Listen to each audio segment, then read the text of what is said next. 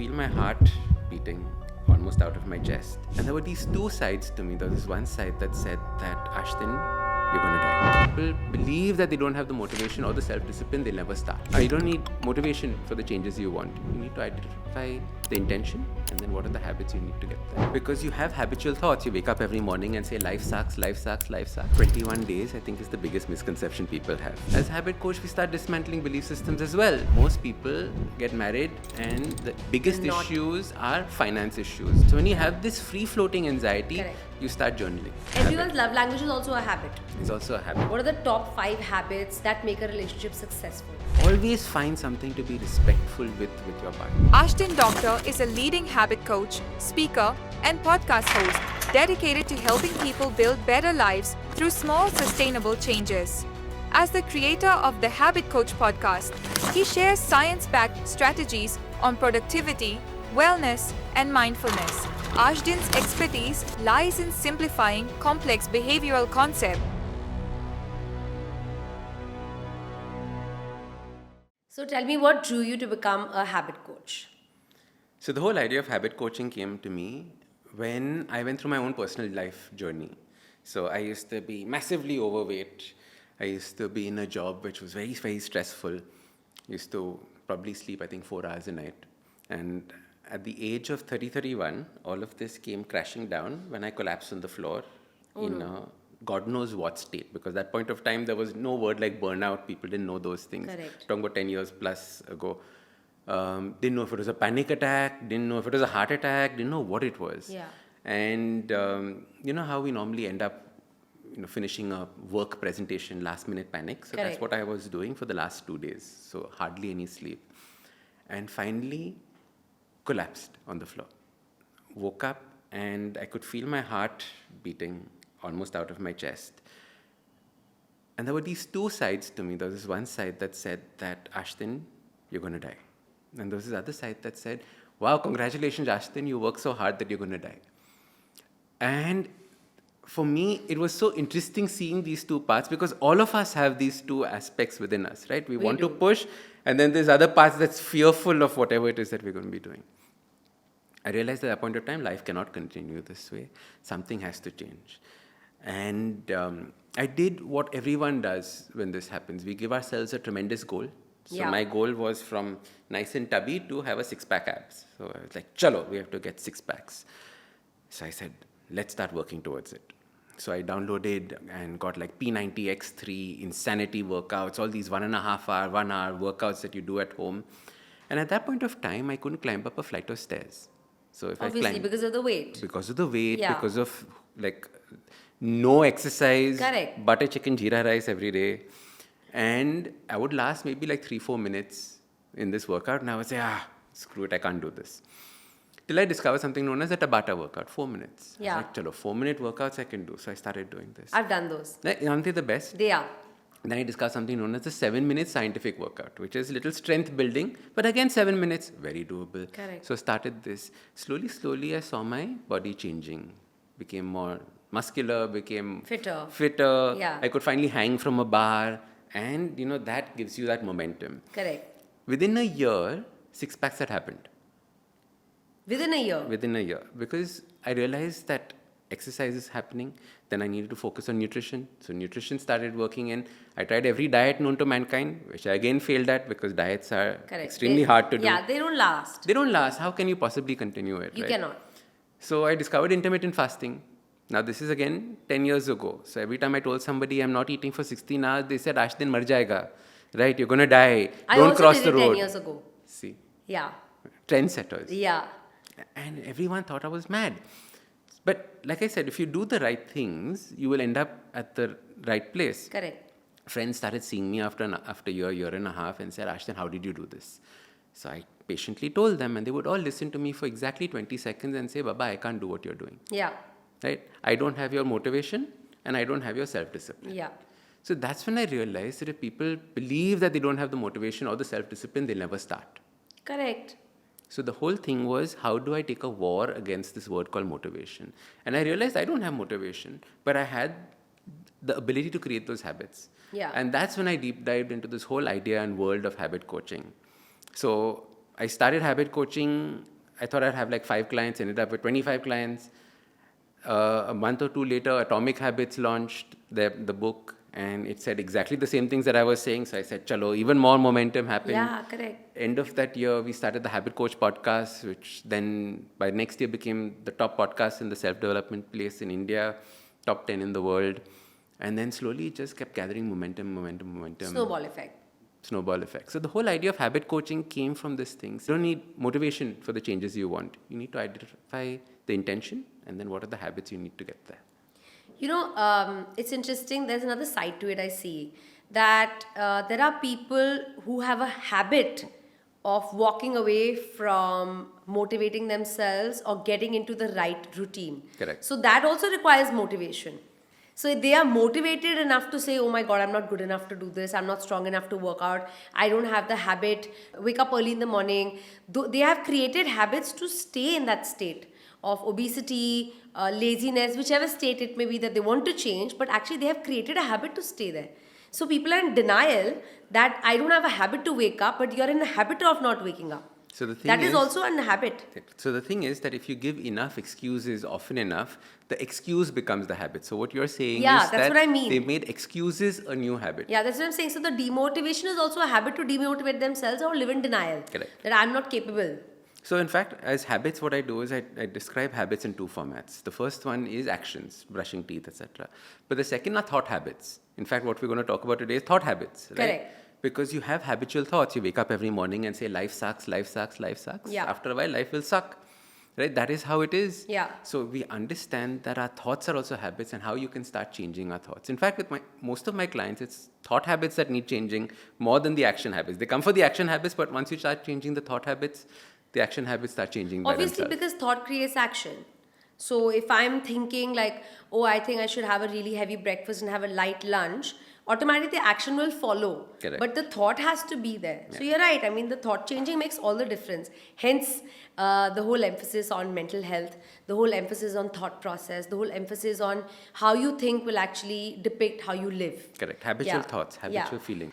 So can you tell us the biggest misconception people have in building healthy habits? 21 days, I think, is the biggest misconception people have. So whenever somebody comes to me and says, Ashdin, by when will this habit form? I say, why are you in such a hurry to form this habit? Yeah. You want this habit for the rest of your life, correct? So whether it's 21 days or 75 days or 121 days, how does it matter? The key thing is that learn to make it a part of your life for that. We get so hung up on this whole 21-day thing. And I've never seen 21 days ever work for any habit. Or 30 before. days. They say 21 or 30 days, do something and it'll completely As a become habit your coach, I've lifestyle. got probably every single number from, because people come and quote random things, 75, 38, so all numbers come. But the key thing is that we think that once we have a habit, ho gaya. No, a habit needs to evolve with us. So as soon as we get a habit, we become stronger or we change in some way. The habit then changes along with us for our next step of evolution. So you have to see our habit growing along with us. Many people think of a stagnant habit. I will read 10 pages a day and bas ho gaya for the rest of my life. No, but 10 pages becomes easy. It'll become 15 pages, 20 pages, etc. Correct. etc.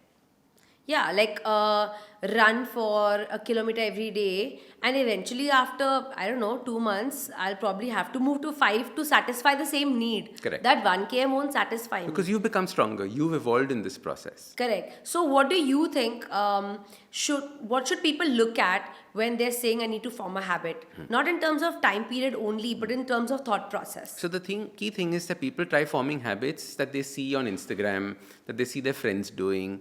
So what they do is they get inspired by other people and say, chalo, I need to begin this. And this is where motivation comes in, because you're motivated by seeing somebody else. Yeah. People don't create a clear intention. So half of habit change is creating the clear intention. Why do you want to do this? What is the reason behind it? Is there a deep inner yearning for it or a deep life-changing moment that this habit's going to give you? Correct. Very often our habits are surface level. I'm going to learn, yoga because I got new Lululemon pants. Yeah.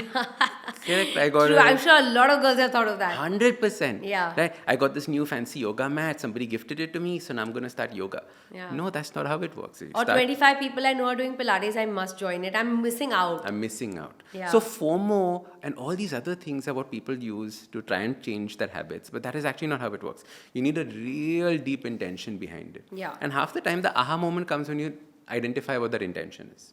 Correct. So intent, you would say, is the most important key factor? It's the starting point. Before that is even something even bigger, which is knowing what you want from life. How many Right. times has anybody given us the permission to dream or know what we want from life? Half the time we're living other people's lives. So understanding that we have the ability and we have the agency to change our life is step one. Yeah. Then comes, okay, now that I know what I want, why do I want these things? Correct. Very, very clearly. Why do I want these things? How do I get them? Habits. So that is the entire Process. that you need to go through. Many a times people have never had the ability to dream. So the first thing I do is make everyone dream. And then say, Ashdin, this is very hard. I don't know how to do this. Correct, good, let it be hard. Once it's done, then let's step forward into what we can do together. What would you say? Is there an ideal age to change habits, or at any age you can change any habit? I worked with everyone from 6-year-olds to 78-year-olds. So there's no such thing as you can't teach an old dog new tricks. You know, because they always say that when you're younger, you're moldable. As you grow older, you get set in your ways. It's harder to change. I mean, even psychology says that. Of course. They say get married younger. It's easier to adjust. It's easier to mold yourself. It's easier to adapt to new homes, new people, new habits. And the older you get, the more rigid you get. So if a habit can be formed at 50 or 60, then why are these statements there? These statements are there mainly from belief systems. You know belief systems very well. Yeah. Right? Core beliefs of every human. Core beliefs. And our belief systems keep evolving and and more belief systems keep getting added to us as we have more experiences through life. Yeah. So it's this baggage of belief systems that creates that inertia. Correct. One of the first things you do as a therapist? You start dismantling belief systems in order to start changing 100%, things. yeah. As a habit coach, we start dismantling belief systems as well, because then you create a lightness in the person to be able to make that change. So it's the belief system that is actually causing that inertia. Obviously, there is neuroplasticity, etc., that plays a role. Obviously, there's a brain aspect to it. But primarily, it's the belief systems that create this. How beautiful. Could you walk us through your framework for helping clients building lasting habits? Sure. So the first thing I do is make them dream, like I said. So this is something everybody can do at home. It's called the magic wand exercise. Every single client starts with this. Imagine I give you a magic wand. Using this magic wand, I want you to create your perfect life 5 years from now. Not an ideal life, not a wishful life, your perfect life. Matlab, this is it. Amazing. This is what I want to live. Not want, perfect. Okay. Wants- But perfect according to me. According to you, Yeah. not according to somebody else, right? This is not Aladdin's cheap lamp. You don't get 3 wishes. Anything is possible, right? You want to stay on Mars, you can stay on Mars. You want 35 Rolls Royce, you can get 35 Rolls Royce, whatever it is you want. What this does is this gives you a clear understanding of where your priorities lie in life. Very often we are living somebody else's priorities. Very true. So I learned this from a client and I say, okay, so these are your priorities. Now let's understand how we can give you the same experience, but you don't need 35 Rolls Royce to do that. So then we start figuring out what are the actual habits or actions or thoughts that we need to start placing in Required to place. get there. At which point of time we then set the intentions. Then we start creating momentum in each of these habits. So how do you actually generate and make a change from your life? So that is, in a very brief manner, obviously, the journey that I would take my clients through. So let me give you a very interesting one. Okay, so I had a client who came to me with wanting to get married. So okay, you're talking about relationship habits also. They're brilliant. I love talking about relationship habits. Many of us have got a kitchery with regards to relationship habits. Anyway, so a client came to me with regard to getting married. I was like, okay, fine. What kind of a person do you want? And he gave a big list of the kind of ideal wife that he wants to have. And then I realized that he's spending most of his time in bars, on Tinder dates, on this and that. And I was like, you realize that there's a big gap between what you're currently living and what you ideally want from life. Yeah. Right? So as soon as that aha moment happened, he said, correct, okay, let me see now, how do I get to this part?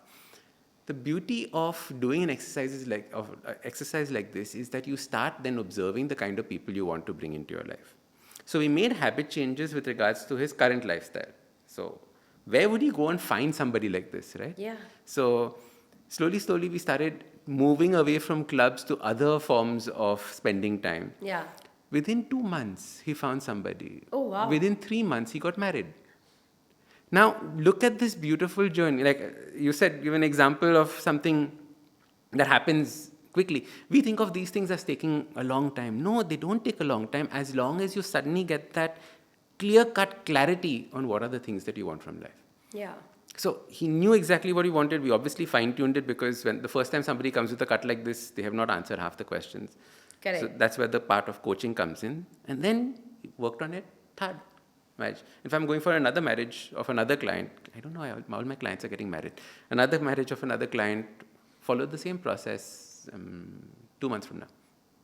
Also, I think this is a very interesting area because when it comes to relationships, marriage, or commitment, I think a lot of the ideas are media driven, or what you see in magazines, on the internet, on social media, and movies, and you think this is what you want your partner to be like. But like you said, when you actually ask them what they're really looking for, I'm sure it's completely different because how they live is not what they're watching on, I don't know, media projections, right? That's not what their life is like. The bhelpuri happens because it's not just media.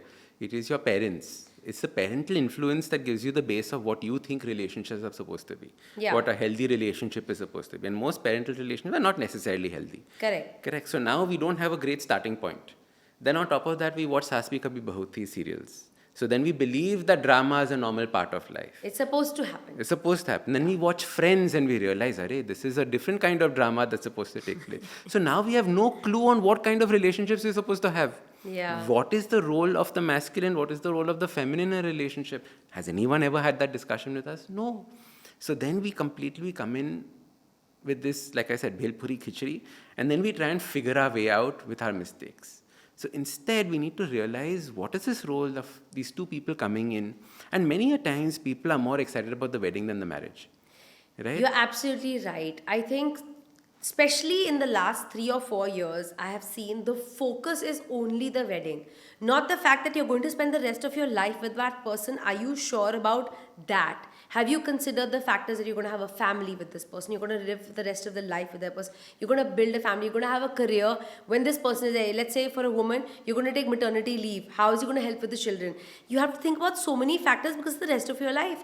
But the focus is the wedding. Correct. The makeup artist, the venue, the wedding decorator, the florist. How many events? How many lehengas? Shopping. Now you get PDFs, right, of like what is the wardrobe planner, I have etc. no idea. I got full married anxiety. a decade and a half ago. It was very different back then. Very, very different. Yeah.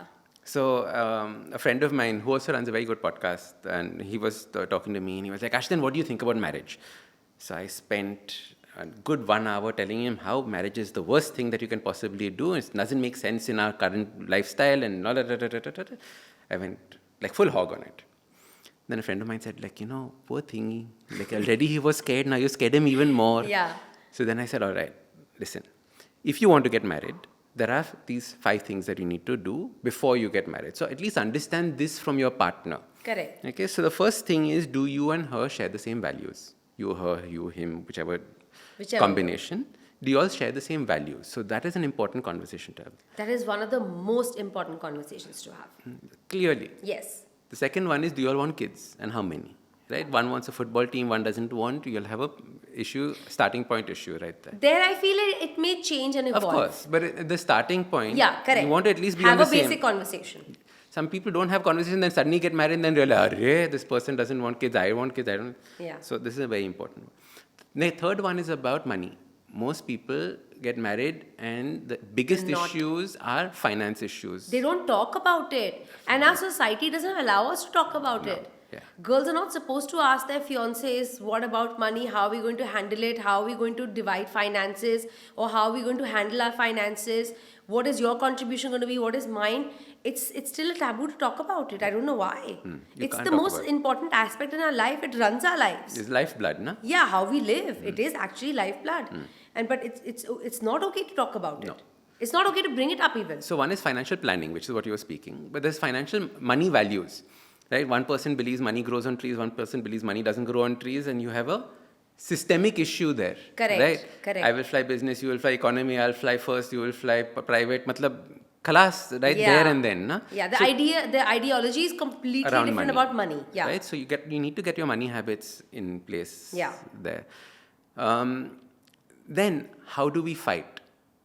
So how do you resolve conflicts together is one of the biggest things, because Yeah. otherwise if you don't know how you're going to fight with each other, I completely think gone. emotional regulation in general. Yes. How does somebody handle all their moods? They may be angry at work and take it out on you. So the conflict is not even with you. No. You know, it's that emotional regulation, how they're regulating all their emotions, and we have tons. Are you and it's punching okay bag? to have tons. But how are you managing them? Correct. In what capacity are you managing them? Are you always holding your mother, father, let's say before you get married, and everybody else responsible for your moods? And then because automatically when the partner comes, you'll be like, she's responsible or he's responsible for everything I'm going And you through. said something very important. There's always signs for all of these. Yes. People say, no, but Ashdin, you're asking such difficult things. How do you find these out? There are always signs. The way they treat their parents is one. The way they treat their friends is the other. The way they treat themselves is the third. Right? So you have to And see all staff. of these. They go to a cafe, Stuff. they Very go to true, a very restaurant. You observe how they are, and it will give you cues on how they regulate their emotions. Very true. For sure. So you need to do this before you actually get into a marriage or get into something like a legal commitment. Correct. What is a marriage? Marriage, we spend more time worrying about business partners and our jobs than we worry about a life partner. I think it's Yeah. silly. Right? Like we would evaluate a business partner far more than we would evaluate somebody we're getting married to. Possibly. But it is a contract as binding as a business More contract. binding. More You're binding. bound for life. Yes, more binding Ideally. than that. Yeah. So that is the key aspect of it. So at least go into a marriage with your eyes open. Correct. And I think you're right. Habits have to be evaluated in those cues. Because those habits, you can't first day go and be like, I'm going to change it. It's not going to happen. You know, it's very interesting. Something very small, I'll mention, that actually has a big effect and we don't realize. So somebody can be an early riser and the other person isn't. You might laugh it off. Initially, you're young and you're in love and you'll be like, it doesn't matter. I'm a morning person and he isn't. And it's more of a joke, right? Between your family or your friends or whatever. But eventually you'll realize it starts to affect the relationship, because you will say, I woke up at 7:30 every day and I smiled and I cooked breakfast and you were lazing around till 10. Correct. And that will become an issue.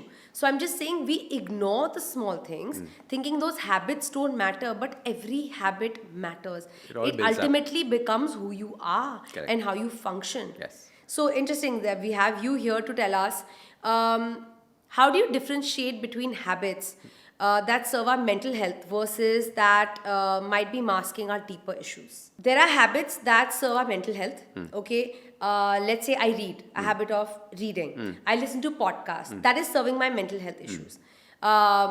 In the sense that it helps me. So reading helps me cope with whatever I'm working on or whatever I'm going through. And let's say listen to podcasts as my way of coping. It really helps me hear perspectives and I put it into my life and kind of helps me deal with whatever I may be going through. Then there is deeper issues, right? And people mask it by habits. So somebody has anger issues. They make sure they go for a workout and that's them masking that issue. So can you tell us the differences that people have between habits where these two issues are concerned? Lovely. So what you're calling masking are probably also coping mechanisms. Yeah. Right? So for example, if you're angry and you go for a workout, it's a coping mechanism that you have. If you're feeling lonely and you pour yourself a drink, it's a coping mechanism. Yeah. If you are feeling low on self-confidence and you light a cigarette, it's a coping mechanism. Right. Right? These are all coping mechanisms.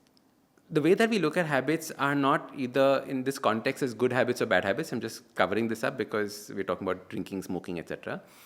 We talk about, are these habits moving you towards your goal or taking you away from your goal? So we have to change the way we look at habits. Once you realize that my life is going in a particular direction and that's the direction I want it to go, is this habit helping me in this direction or taking me away from it? So if you're saying that I want to make sure that I come home and the frustration of my day has been taken out either in the gym so I don't bring it at home, fantastic. That coping mechanism is beautiful for you. It's not that you're masking the anger. It is that you figured out an outlet for that anger so that you don't bring it home, which is ideally where you want to take it. When it comes to mental well-being habits, for example, it could be, like you said, listening to podcasts. It could be journaling. Journaling is something that has to happen. Gratitude is something that has to happen from a mental perspective. Yeah. Like these are like non-negotiables in mine. Adding to that, reading is a fantastic one because what reading does is it expands your mind. Correct. And a mind once expanded never shrinks back to its original size. So you need to be expanding your mind constantly. Journaling is a fantastic habit. Gratitude is non-negotiable. Everybody needs to do this. Correct. And then reading is critical because a mind once expanded doesn't shrink back to its normal size. So if you're looking at growth, this is something that's very important for all of us. So I'll give you an example. If somebody comes to you, right, and they tell you that I have a habit of having 2 drinks every night because it helps me cope with whatever stress I have in my life. And like you said, it could be coping mechanism. So you say, okay, go ahead, go to the gym if that's your coping mechanism and have a glass of wine. It's okay, that's your coping mechanism.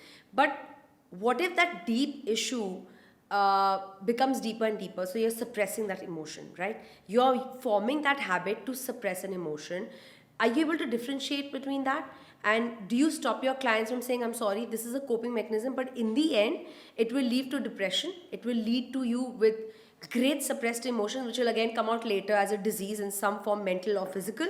So let's not go towards that habit. Let's address. Do you go into the psychological part of it to address the issue where this habit formation is coming from? Lovely. So very often, these kinds of habits can be broken down into 2 big categories. So there's one habit, for example, a drink in the evening. For some people, it's a full stop to the working day and a start to the family day. Leisure. Correct? So it is a full stop. So now I've Finished. ended this part, I've started. Many times, the first cigarette when you enter the office is again a full stop to the family life, now to a start to the... So these are important points. So as a habit coach, we look at these moments in a person's day and understand what is this habit playing as this role. Yeah. Okay. What we do is we don't try and remove a habit ever. Because when you remove a habit, what happens is you've created a vacuum.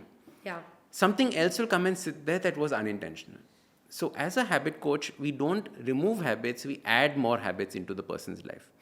So for example, there was a person who used to run a huge company.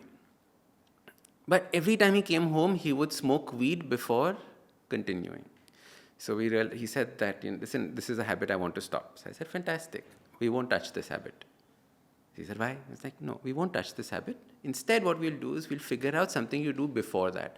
So before coming home, we slowly put his gym bag in the car. So now he would go straight to the gym after coming from work. And then once he came from the gym home, he never needed the weed again. He didn't have the energy for it even. He didn't need it. Yeah. So there was the purpose of that habit, whatever it was masking, whatever it was doing, was completely out. So what we do is we replace habits in this format. We don't yank them out. My grandfather used to be a chain smoker.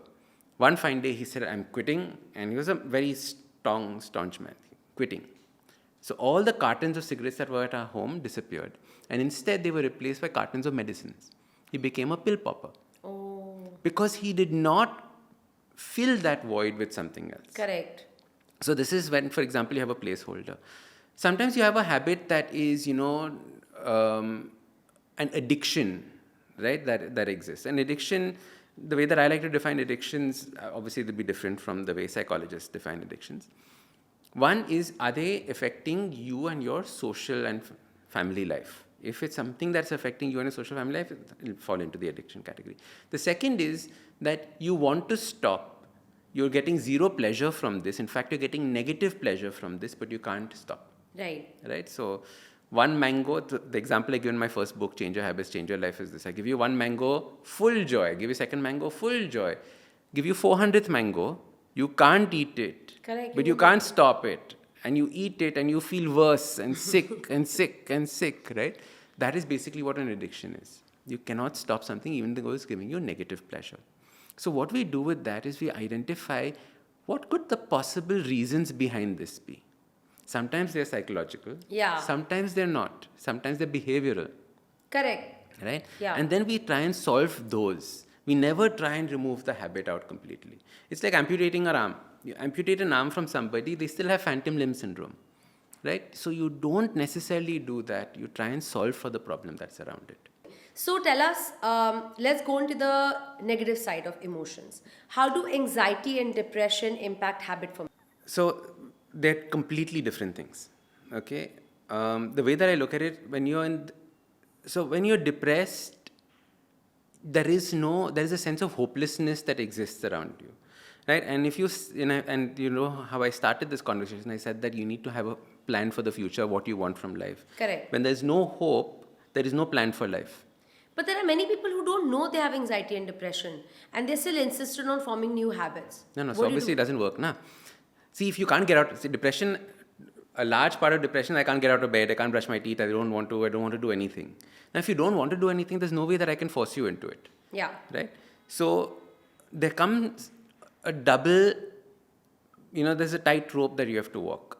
If somebody is clinically depressed and they're on medicines, fantastic, because the medicines help as a crutch. Correct. To give that little boost Yeah. so that we can start slowly adding habits. Even walking in the sun will help them increase, Yeah. their serotonin levels a little bit, right? Doing a little bit of this will come from that medicine. So you use that medicine in order to try and bring these little habit changes inside. Maybe they'll be able to eat their food a little better than what they were doing earlier on. Food plays a huge role in Huge. the aspects Yeah. of depression, etc. Even anxiety, coffee, right? I'll come to coffee and anxiety a little later. So what we do is, obviously, if somebody is medicated, we use that. I don't have an issue. Either I work with the therapist or we do it our own way. Then we slowly start seeing an improvement there. The person starts being eager to see me. Yeah, The first time correct. around, they're not eager to see me. Why are you talking to me, Ashdin? It's so tiring talking to you right now. Right? No problem. I've come here for an hour. I'll just sit with you. You want to talk for 5 minutes? You'll talk for 5 minutes. No problem. We create that safe space first with this person. Then we create a glimmer of hope. So I remember there was one client who was so depressed that every other day he had thoughts of suicide coming up very regularly. And because of the family that he was from, he couldn't share it with the family because his family made a big deal out of it. So he kept saying, Ashtam, I'm having these bad thoughts. Now, you say bad thoughts, the variety of things. Then I said, Acha, thoughts of suicide, okay. So what I did with him was, I planted in his mind that all we have to do is 1% better. 1% is nothing. Just little bit better every day. Yeah. He latched on to that idea so strongly that he just every time 1% better, 1% better. I just have to do this 1% better. And slowly, momentum started getting created in his life. He started for the first time looking forward to the start of the day to the end of the day. Then next day. That's how we generated momentum for depression. Depression's a big one. Yes. But that's an extreme. Anxiety is different. Yeah. Unfortunately, especially in social media, we mix the two up. No, you Very, can't mix very, the two up. They're two very sides of the different pole. things. Yeah. So the way as a habit coach I look at anxiety is a physical manifestation of an emotional state. Okay, I don't know if your definition is different or the same, but I look at it this way. Because normally when I ask somebody, when do you feel anxious? They'll say, I feel anxious in my heart, in my stomach, in my hands, in my this. So I can clearly see there's a physical state. So I said, anytime you feel anxiety, ask yourself 3 questions. First question is, have you had too much caffeine? Suddenly, I had 4 coffees. Dhakkan, that is what is causing it. Yeah. Okay, free. Have you eaten any kachra? So have you done any junk food, lots of sugar, high sugar, low crash? What has happened? Yeah. Because again, where is anxiety? It's in here. Tummy, yeah. Tummy. Coffee is heart. Yeah. Food is tummy. Yeah. So then you realize it's one of these 2 things. Okay, park it to the side. Then the third part is anxiety, which is free floating. I don't know why I'm anxious. So when you Fear have of the this unknown. fear of the unknown. So when you have this free floating anxiety, Correct. you start journaling. What is it that I'm looking for? Where is it that and suddenly in that journaling you'll realize, I have a podcast recording that I haven't prepped for. This is probably where this anxiety is coming from. Yeah. And if you follow this 3-step of questioning, you'll get most of the time the anxiety starts disappearing. So people think that in relationships, it's emotions that cause us to have the way we function. But after much reading and after much research, a lot of it is habit. And it becomes so part of your nature that you don't even realize that it's a habit, the way you're reacting or acting in a relationship. Correct? Can you explain how habits take a relationship upwards and how habits take a relationship downwards? Be it romantic relationship, be it parental, be it friendship, any kind of relationship. No worries. So So relationships and habits are one of the most interesting things. Why? So far we discuss, my habits. Now Yeah. it's our habits. Correct. Correct. And there's an aspect of harmonizing that needs to take place between two people. Now, what's interesting in all of this is that you'll realize that your entire relationship is nothing but a habit sequence played over and over and over and over on repeat. Exactly. You will notice your fights are exactly the same. Coming from the same source. Same source. Sometimes the location's also the same. Sometimes the words are also the same. It's just that the timelines are different. Yeah. Right? You'll notice that you will say the same thing, he'll say the same thing, you'll say the same thing, he'll say the same thing, and nothing never ever gets changed. So you need to realize that most of the things we do are habits when it comes to relationship. The way we talk, the way we show our love as well is nothing but a habit. Everyone's love language is also a habit. It's also a habit. So the key aspects of habits, the first thing is to become conscious of the habits that you have. Very often we are conscious about the other person's habits, we are not conscious about our habits. Every time you do this, but what about me doing this every time? So we focus a lot on the other person's habits. And You're not right. on us, Yeah. right? And something I say is that understand that the root cause of all frustration in life is expecting the other person to change, Yeah. right? There's only one person that can change, which is you. So in any relationship, you have to realize that the entire onus of that relationship is on you. Don't think it is two people coming together. It is you creating this relationship. You want to make a change, start having a conversation. You want to make a change, start figuring out how you can do this. Right? So it all starts with you. Very often we are easy and expecting to blame things on the other person. 100%. I think it was Marissa Pierce.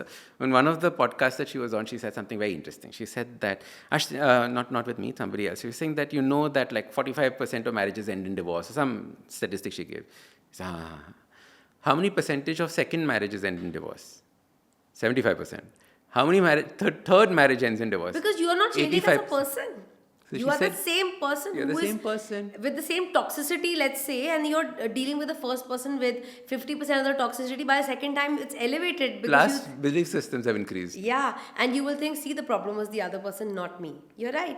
I actually live by this mantra that in any relationship, be it me and my husband, me and my child, me and my parents, me and my friends, whoever in my life, that in the end, firstly, it's not about them. It's about you, how you see life. So it's how I view them. If I change that, everything changes. That is literally my mantra. Call it habit, call it psychological, whichever it may be. But my practice is that if I'm not happy with something, firstly, it's my expectation. So if I expect my father to call me every day, and my father's calling me once a week, I am automatically unhappy with him. He is wrong. Correct. He should call me every day. That is just expectation. It's not what is right or wrong. So the change needs to be, Dad, can you call me every day? I need to hear from you once. It makes me happy, right? You call it a habit, or you call it I call it a change with self. Only a change and focus on self can change any aspect of your life. But there are aspects that you literally cannot change even if you change yourself. So what you said was something very important, which is communication. Communication habits are key. Yeah. What you basically actually distilled the entire example down to was the fact that you had the ability to communicate this to your dad, saying, listen, I would love it if you spoke to me every day. That is what I would feel loved as. Correct? That is the communication part. Yeah. Most relationships break because of this communication. That person should understand by now. That person should know. How? Are you a mind reader? Is that person a mind reader? Yeah. None of us have got our telepathy down pat yet. Correct. So we all have to communicate, and we all communicate in different ways. Like you said, love languages.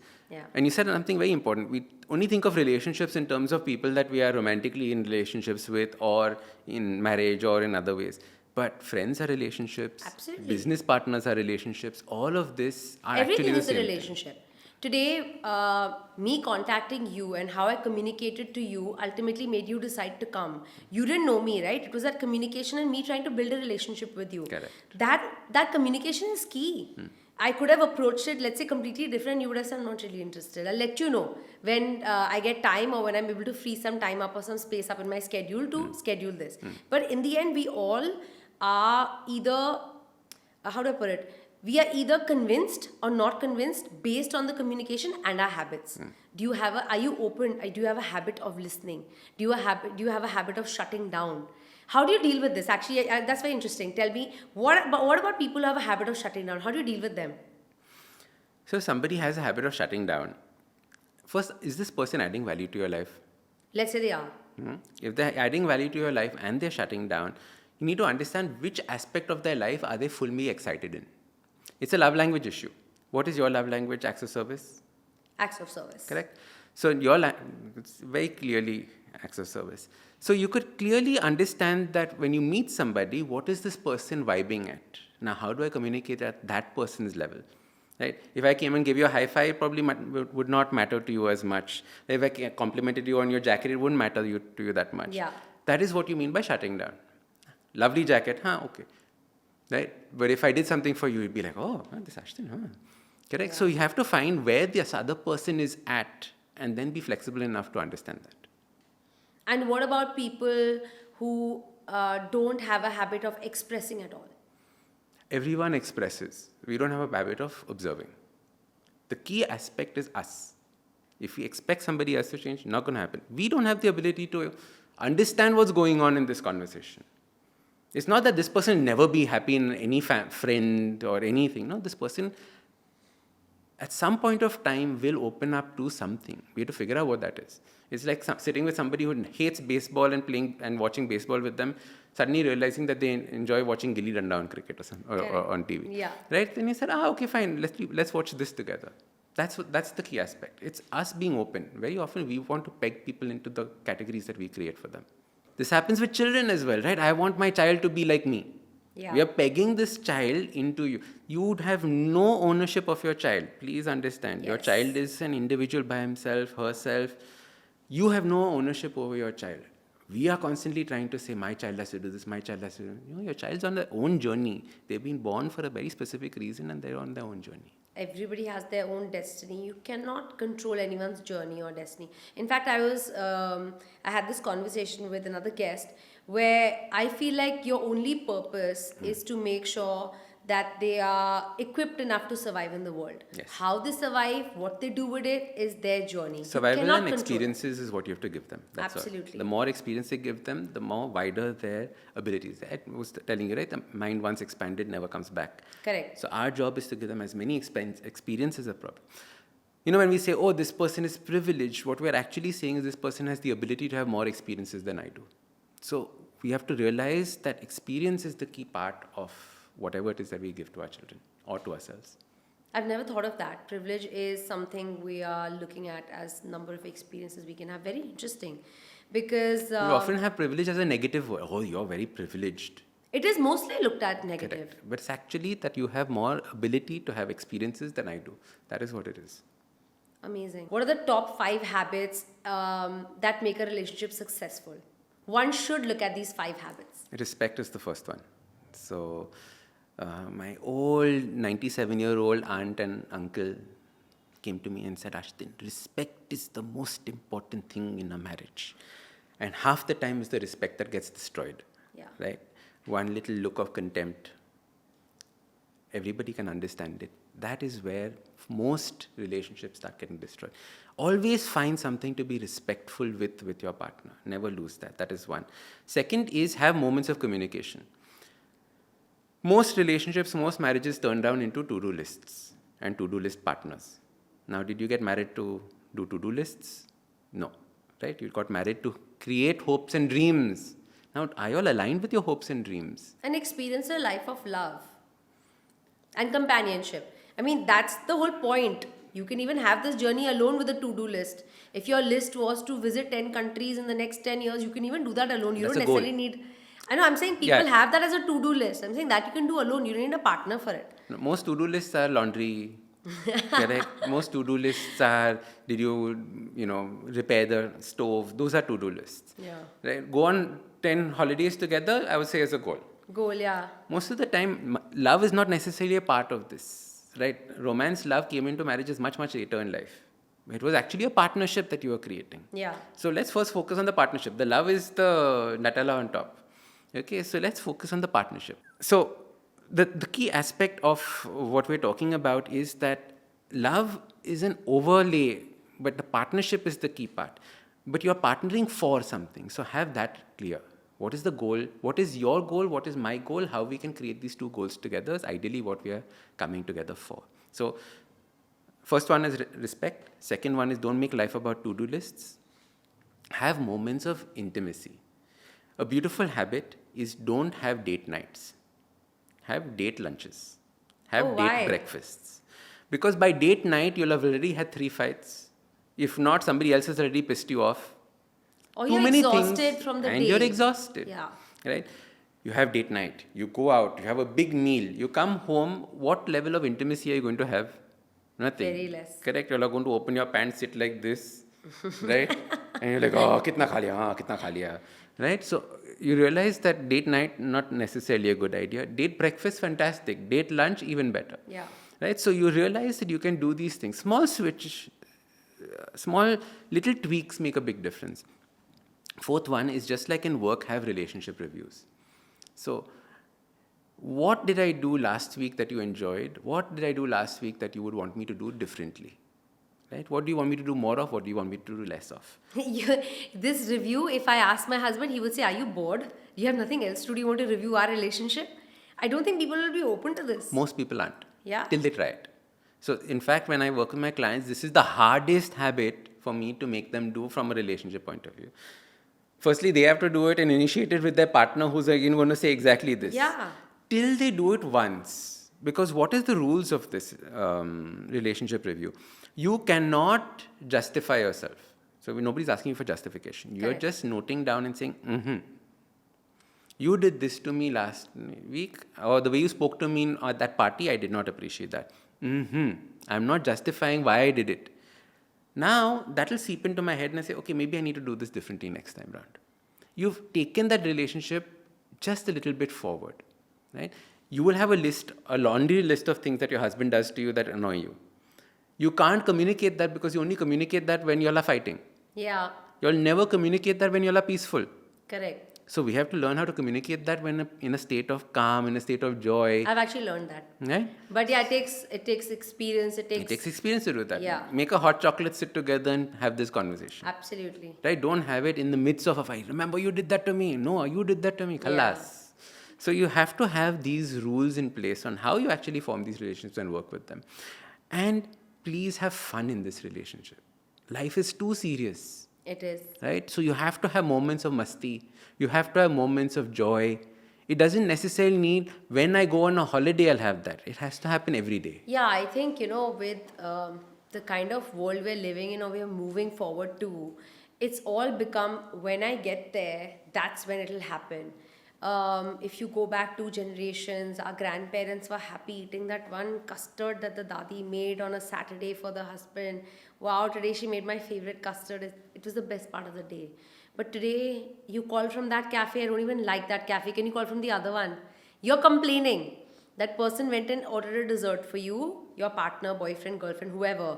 But you're like, that was not my choice. My choice was the other one. Don't you know by now? Like you said, we complain. Yes. So I feel the appreciation in small things is anyways dying out completely. And I don't know why, because that'll kill the joy ultimately anyway. Bigger things never matter. Small things always matter. So we're living lives of abundance. Yeah. Like, people keep telling Ashdin, this generation is so bad. Like, what is happening to the world? And I keep telling them that you realize that you're living better than every single monarch in history has ever lived. Yes. Right? They didn't have hot water. Yeah. Right? For the longest time. Their survival was completely different to your survival. Completely. Yeah. They didn't have a toilet. Yeah. You go on a camping trip and you complain. They Yeah. didn't have a toilet for the entire life. You go to camping to experience. To experience it. You know what it feels like. Yeah, Correct. that was their normal life. That was their normal life. So you're already living a life far greater than anybody has ever lived before. Yeah. Right? The key aspect is that because we've moved towards a capitalistic society, everything is about abundance of things, not abundance of emotions, not abundance of thoughts, not abundance of relationships. A simple example is that when I was growing up, we didn't have a TV for the longest time, right? So our entire sofa set was facing each other because people would come and then the important part was the guest who's come up opposite you to have a conversation with them. Correct. As soon as the first TV came, the sofa set moved to face the TV. That means the TV became the most important thing in the room. And you'd notice all our living rooms face a TV. Then the TV became bigger. So what we did was we slowly replaced relationships, communication, with these aspects of it. We're communicating far more than ever before, but we're communicating far less in terms of quality than ever before. And those are the habits we have formed not even realizing. Like you said, you're very right. The sofa's turning is now a given. It's a given. And I think people wouldn't even realize that that's a habit that they have formed. Your interior decorator says, this is the TV wall. Yeah. TV wall! It's Yeah. not like a painting wall. It's not for, So I have a 9-year-old, and I feel that there are habits that are formed in childhood that may or may not take much longer to change later. Tell me the 5 habits that I should be very wary of, where your kids are forming those habits and you're letting it go, but you actually shouldn't. So the first thing you should do is get this book called The Book of Good Habits for Kids, written by yours truly. So it's for it's for 6 to 9-year-olds. So 9 is perfect out there. We talk about habits that they need to form. I like your question on what are the things that you need to be wary of. Yeah. I think distraction while eating is one big one. Okay, half the time as parents we force feed our children. Like, nahi kha rahe, kha lo. This itself leads to so many food issues, Relationship with food issues. relationship yes. with food issues going ahead. More importantly, it also then creates a crutch on technology, right? So you go to any breakfast buffet and you'll see the children with their phones while the Device, parents yeah. are finally because this happens in the morning because parents are fried, right? Their parents are trying to finally eat their little egg or whatever it is and the kids are watching this eating. What are the kids eating? Cereal bowl, pancakes, French brownies. toast, Yeah. etc. Right? So you realize that what you're doing is you're trying to keep this child shut by giving it food that is not necessarily food. So in order to keep the child quiet, what have we done? We've given them technology to distract them, and we give them sugary foods so that they don't complain. These 2 habits itself are terrible for the child from a health point of view and from a mental well-being point of view as well as the child grows up. The other thing is hovering. A child needs to make mistakes to learn. If we don't allow a child to make mistakes, the child does not learn. Obviously, make sure it doesn't fall on his head, break its head, etc., etc. But as far as possible, let them make safe mistakes. Yeah, we were left to our own devices when we were kids. My parents, literally, I don't think I saw them that much coming and asking me every, what are you going to eat or what are you doing and involved in my activities. We were just on our own. Yeah. We were sent for a piano class, and after that we had 2 hours playtime and then dinner time. And whatever we did in between was our wish. Correct. So boredom was something that was very important for us while growing up. Correct. Which we've taken away from our children. Yeah. Right? We had the privilege of boredom. We did. Correct. The other 2, let me talk about from a guest who was on my podcast. We were talking about Priyanka Chopra's mom. And I was asking her, Madhu Chopra is her name, I was asking her, how did you get so curious and do so many things in your life? She was a gynaec, she was a skin surgeon, so different things. And she said, for that, I have to tell you about my father and how he brought me up. I think it was beautiful. When I was 4 or 5, I asked my father, why do we have these lines on our hand?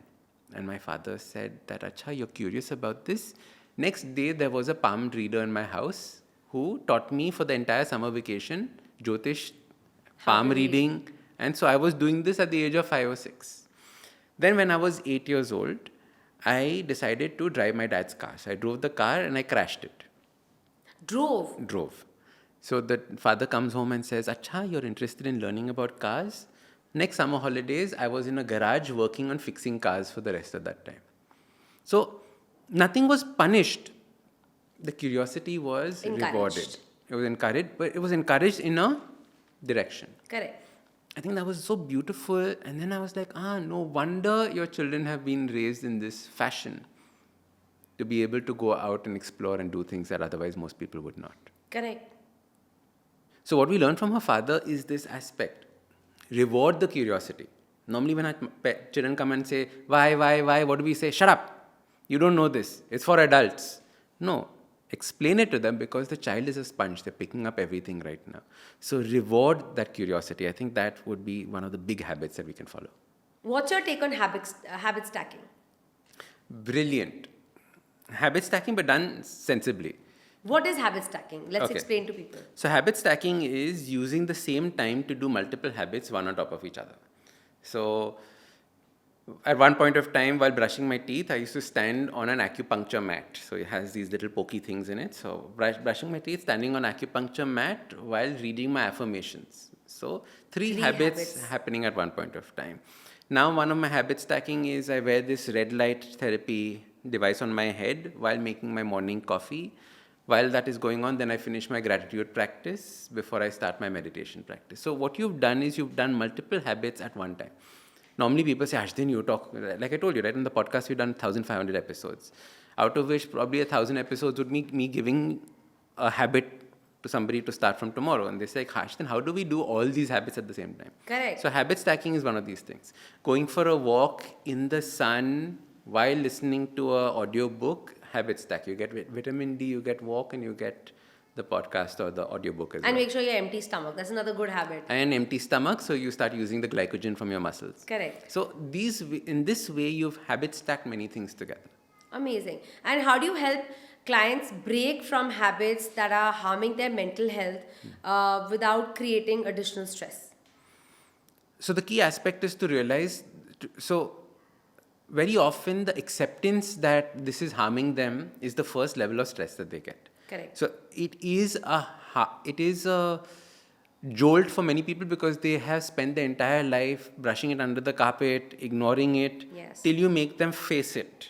Once they face it and they realize, okay, now I need to do something about it, then the process is just basically a smooth sailing. The first part is having them face and see and accept that this is actually what's taking place. I'm sure for you, it's exactly the same thing. Yeah, even in psychology, I mean, the main thing is accepting what is really the root cause, and everything else is later. So habit formation or thought process, correction, whichever it may be. all comes Actually, later. The you first have to one- attack the root cause of it. Acceptance So is the key what thing. strategies do you recommend for people who have tried and failed multiple times to establish a particular eating healthy habit? So healthy habits for eating starts with the way that they talk about food. So what we do is we first understand the words that people are saying. So the words you use is a big one. You should do this. You should not do this. Right? Yeah. Instantly you realize there's judgment coming in this.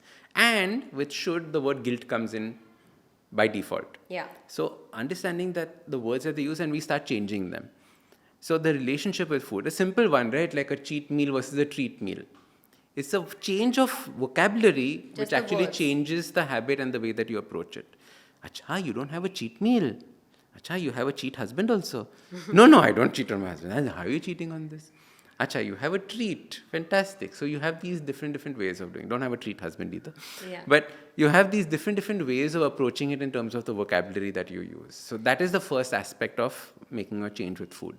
Then comes actually a plan that you can follow, etc., etc. But food vocabulary is first. When people come to you, what is the main aspect of habits that they want to change? So I say, as a habit coach, I have one job, which is to get rid of your frustrations. So Right. most people come with frustrations. Ashdan, I've been trying to do this, but I don't know how to do this. I don't know. Like, and it can be different aspects of life. So But the main cause is it's frustration. That they're not always able to frustration. change it. They don't know why it's happening to them. The key thing is they don't know why, because most of it is subconscious habits Correct. that they picked up from their parents, that they picked up from their friends, and they can't see it. Yeah, obviously. Right. So as a habit coach, for me, it's to unearth this and then show, like, listen, I'm holding a mirror to you. Do you know you're doing this? No, really? Yes. Now I can make a change. So for me, it is that frustration, showing a mirror, and then aha happens. That aha is the thing. Once the aha happens, I know like smooth sailing is happening. And what is the average period a person spends with you to change their habits? So what we do is when I start working with somebody one-on-one, we say that a 3-month is the lock-in period. Right? We need to do at least for 3 months to see a momentum in a particular direction. I've had people who work with me for 2 years. I've had people who work with me for 3 months. I've had people who work with me for 2 months and say, listen, you've solved everything of mine. What do I do with this remaining Wow. month of us? See, the thing is that as a habit coach, mine is very, very proactive, momentum generating. And also, if they're coming to you, it means they're willing to make that change, right? Also, there's a huge part of making any Yes. change in your life is the will to do it. Correct. If you So- don't have the will, no matter what, nothing will change. The number of wives that have come and told me saying that I'm sending my husband to you, I was like, please don't send your husband to me. Let your husband come to me. Want to. That's the Right. same with therapy. Same. So a lot of people who go to therapy and then they feel like, oh my God, my husband needs it too. You cannot send your husband or force your husband. The husband has to. Or child. or either way, I'm just saying that their partner, whichever way, most people feel like, oh my god, I have had this healing, I would like my partner to have it. But your partner has to want it. Nobody can come and heal anybody till they want it. And Correct. also, the partner has to be open to those, to seeing the mirror, to seeing the root causes, to seeing where they're messing it up for themselves, or Absolutely. the belief system is wrong, haywire. You're right, absolutely correct. So tell me, what's the most transformative habit that you've helped a client develop? I can tell you what funny one. So this person is one of India's, I think, billionaires or some, like I obviously can never mention name, but it was so cute. Like, ever since we made these changes in this person's life, I'm getting messages from mother, wife, kids, like, thank you, I don't know what you've done to this person. What did we do to this person is very interesting. We made him feel comfortable with who he is. Okay? What do I mean by this? This person has always lived his entire life with a chip on his shoulder, knowing where he has to go, everybody else's expectations. So he was always extremely hard on himself. Now, as family members, you see that, and you can see this person slowly deteriorating away because of the harshness that this person is putting on themselves, either through workaholism or any other habits, alcoholism, or anything else that they're putting in their life. So we started working on all these things, from moving from working 7 days a week to 3 days a week. 3 days, huh? Is it But really? he's a billionaire, he probably didn't even need that. No. So, okay, work 7 days a week. So his brief to me was, I want to spend more time with my family. So that's where this 7 days a week comes from. I give this example in my book as well. So he said, okay, from tomorrow onwards, no working Sundays. So he said, okay, fine. Like, not even like a lunch meeting. No, nothing. It's cool. Sundays went. Then he came back next week. He said, Ashdin, this was easy. Fantastic. No working Saturdays. Ashdin, you don't know what you're doing. You're going to completely ruin my business. I said, you trust me? I trust you. Fine. Then next day he comes back after those alternate weeks. I'm back saying, everything's perfect. Cool. Now no going on Wednesdays. He said, you are going to make me bankrupt. You don't know how business works. What are you? Went on. Then I said, listen, you trust me? Do this. Stop going to work on Wednesdays. Then he came to me and says, Ash, can I stop going on Thursdays now? Because he realized that nothing changed in his business. He was like, in fact, I think they're doing better than without me interfering. I changed everything. Now suddenly free time has happened. So his life changed in the way that he was approaching people, family, friends, everyone. He probably indulged into hobbies that are soul satisfying. That he always wanted to do. Yeah. And the kind of person he aces at them. Yeah. Right? So, like, obviously they became like nationally known for that particular hobby also. So it's fantastic how one small little thing like this can change the way that you approach it. So obviously we worked on other aspects of his life, but this was one interesting one where, we turned somebody from workaholism to complete free time. And you realize that half the narratives that you've created in your mind are not necessary. That's true. Very true. I have to be in office. People need to see me. I need to shout at 4 people. Nonsense. You don't need to do these things. And also a lot of these self-narratives are the idea that without them you're nothing. It's my identity. That's what So I'm many saying. people, for example, are alcoholics, or they are the people who drink a lot. Why? Because in college they were the fun one who used to get drunk, who used to rage, who used to bring the alcohol. Are you that kid anymore? No. Do you need to be that kid anymore? No. So then why are you doing this? All right, chalo, let me figure out how I can start making this change. It's a habit that was started at that point of time because there was a need for it. You wanted to make friends. Now you don't need to make friends through only alcohol. You can make friends through other aspects. So now let's build those into our life. Do you think people-pleasing is a habit? Obviously, people-pleasing is a big habit. And I see it a lot nowadays. Why is it there? What causes it mainly? So a large aspect of people-pleasing, so that multiple ways people-pleasing comes into our life. The first one is from our childhood when love was withdrawn from us. So if our parents realized that every time you did something, they withdrew their love, you were trying to please them, to give that sense of love, to give that sense of time, to give that sense of the words of affirmation that you've been wanting to hear as a child. So it starts from there, and you realize, oh, okay, fine, now I don't need to be doing this anymore. Then it comes into the other aspect of, why am I people pleasing? Because I'm scared people will not like me. Yeah, People the fear will, of being disliked. fear of being alone, Yeah. right? You realize that fear of being alone was very, very hardwired into us, because if as social beings we are alone in the forest, we will die. Correct? Which is why when somebody was thrown out of the village, it was the worst punishment you could give. It was equal to Exile. death. Exile was Yeah. equal to death. Now exile is not equal to death. Right? Exile means, okay, chal, I'll go make new friends. And People- half the time we need to make new friends. And people take exile as it's like a new venture in my life. Right? Adventure. Yeah, it's a Correct? new adventure, exactly. So the thing is that we need to look at also making new friends, I think, is a big one. Half the time, if you realize that you've been a people pleaser and you suddenly decide to change, all those friends will stop being friends with Yeah, you. because they also don't even know who you really are. And they can't convert to this new avatar of you. They're like, what? Why are you doing like this? Why are you saying these kinds of things? They're like, for the first time, I'm putting myself like ahead of you. Yeah. You don't want that? You don't want the best for me? So we need to start making changes. Many of times we think that friends are for life. No, friends are for a particular duration. Friends change. Just because you knew somebody for a long time doesn't mean that the relationship is something that is Also because necessary. we change. Who I was at 16, at 26 and 36 and now. I'm just saying 4 Dramatically stages. different. Dramatically, your life experiences change you, your learnings change you, your circumstances change, your relationship with yourself changes over the years. So I think the more secure you become, the friendships you have change. And I feel like a lot of people are not open to that idea. They're so stuck on my school friends, my childhood friends. I know him or her since 30 years. That's the most important aspect. You know them for 30 years, great. That's an acquaintance. Let's leave it at that. You knew somebody for 30 years, but doesn't mean today you resonate with their thoughts or habits or way of being.